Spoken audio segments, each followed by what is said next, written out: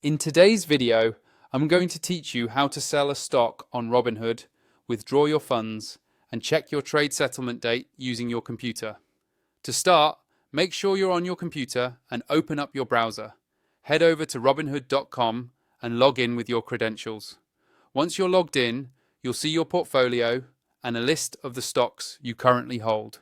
Pick the stock you want to sell by clicking on it from your list.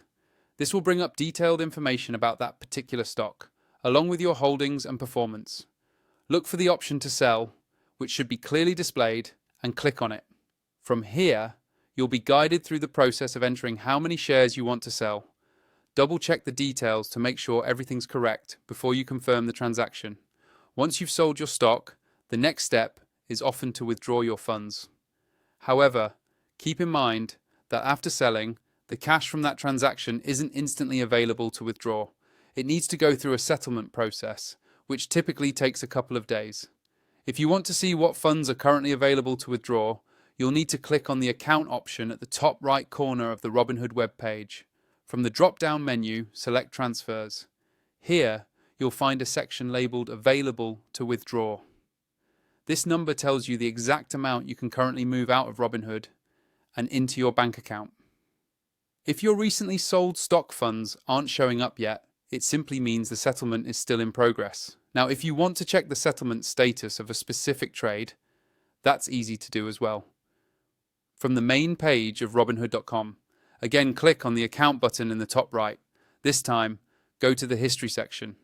By default, it will show recent activity, but select all from the options to see your complete trading history.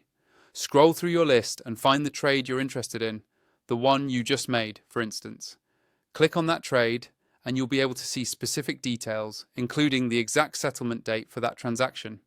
This date is important because your funds will only be available to withdraw after this day. Remember, patience is key during the settlement process, as it's standard for trades to take a short period to fully clear.